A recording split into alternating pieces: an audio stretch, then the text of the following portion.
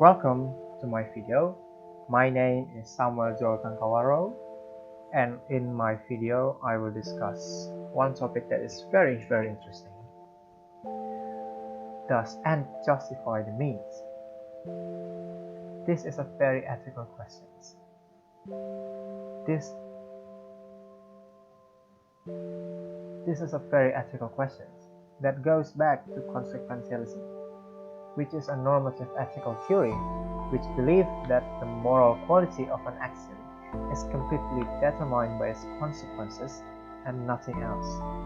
Consequentialism's ethic gives consequentialists guidance whenever they are faced with moral decisions, with this guidance coming in many forms. So what does it mean? Well, and justifies the means mean that an act, whether it's morally bad or not, is worth it as long as the desired goal is achieved.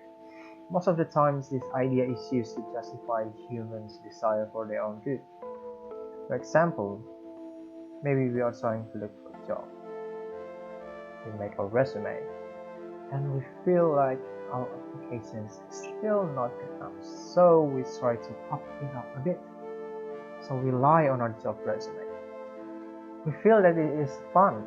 We feel that this is fine to lie, even just a bit, on our resume to ensure that we got our desired job. Although this is kind of on a blurred area whether it's justified or not. On a more major scale, this idea is even far worse. A person may be running for a seat on a representative council, for example. They might lie about something to ensure they win, whether it is to gain people's trust or to kick their opponent out of the game. They try to justify the trick to ensure that their egoistic goal is achieved. This line, the line between outright lying and inflation of the truth, is thin, is paper thin, and with so much at stake, it's no surprise that the end justifies the means thinking rears its head during this kind of situations. But on the other hand, this idea has a more positive end to it.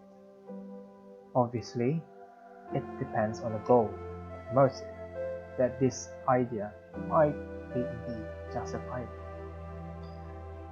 So let us think about the movie Robin Hood. Robin Hood is a fictional character from the Disney movie Robin Hood. He is considered a criminal in their nation since he robs the government of taxpayer money. The only reason why Robin Hood did his deed was because his village was so poor that the villagers could hardly afford anything to eat. So with his gang, he would seize carriage and take the gold before distributing them fairly to townsfolk.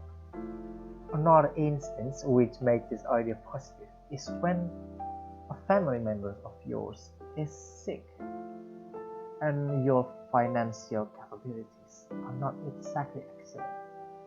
So boosted by adrenaline rush and the desperation to save your relative, you had no other options but to steal from a wealthy businessman or any other person whom you knew was capable of providing enough money to cater your needs. The point of my video is, depending on the motive and the context of what you're doing, the end could justify the means. This is what the consequentialist and I believe in. Here are some questions for us to ponder.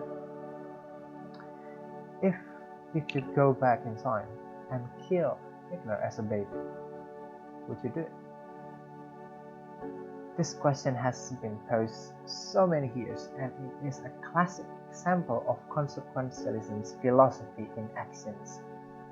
Consequentialists